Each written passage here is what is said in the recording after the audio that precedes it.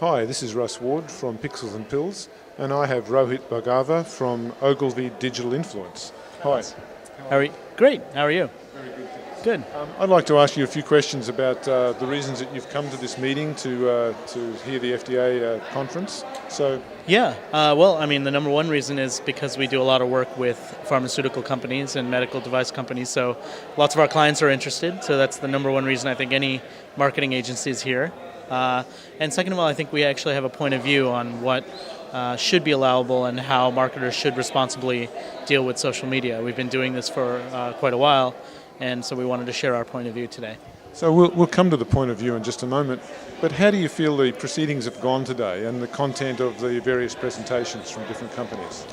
I think it's been great. I think that there's been some agreement from people, which I think is good. The number one thing that I took away in terms of agreement was that pretty much everybody today seemed to recognize that there is a place for branded content and messages in the realm of information that people get online.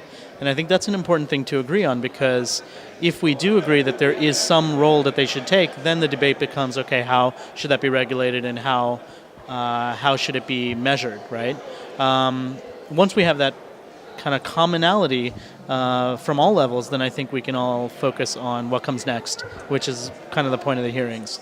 So do you think from the different presentations that have occurred today that the various different interests were well served, people from the community as well as industry? I think so. The one missing thing obviously was the patient voice, and I would have loved to see a group that was representing the patients or the voice of the patients, and this category of e-patients, as a lot of people kind of call themselves once they enter into this category.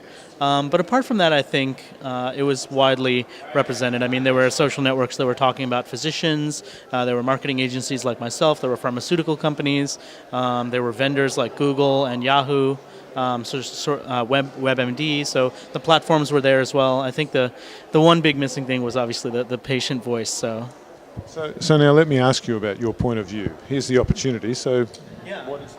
Well, I think the point of view we shared was that there is a way for pharmaceutical and medical device companies to responsibly market and promote their messages. And to us, one of the big questions the FDA was raising was, how should they be held accountable for it? And so the point of view we introduced today was what we call the three C's. And it was essentially a format that we put out there for how you should be able to tell what messages a brand should be held accountable for. And so the first C is essentially creation, which is, did the brand create the message?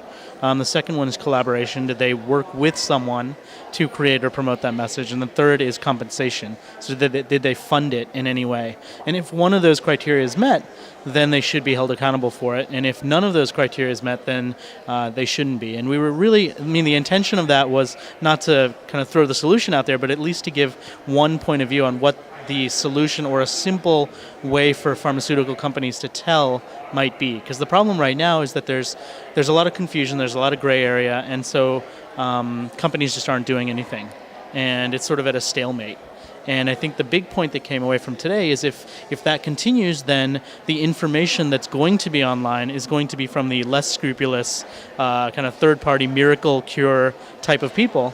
And the pharmaceutical companies that have legitimate cures that are regulated by the FDA and tested and proven won't have that voice. And the content online as a result will just devolve.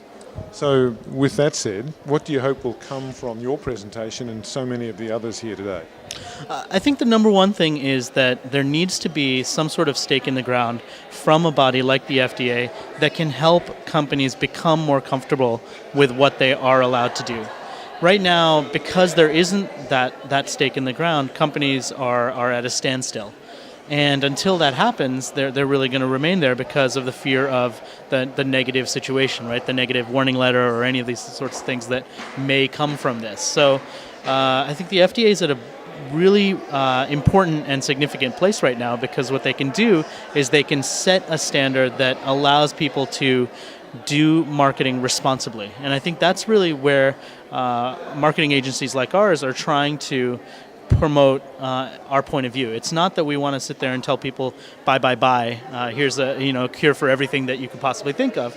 It's that there's people who really want this information. They're hungry for the information. The pharmaceutical companies, in many cases, are the ones who are creating the research, who have the deepest knowledge of what the condition is, and who are willing to fund things like communities for people to help one another and to get real, authentic information. So there's a place for that, I think. So thank you, Rohit from Ogilvy. We really appreciate your input this afternoon, and we wish you well. Have you got any closing remarks before we close out? No, I thank you for doing this and bringing people together and sharing their voices through video. I think that's such an important way for us to get more of a chance than just being up on the stage with the little timer. So thank you. Thanks very much. This is Russ Ward reporting from Pixels and Pills at the FDA conference.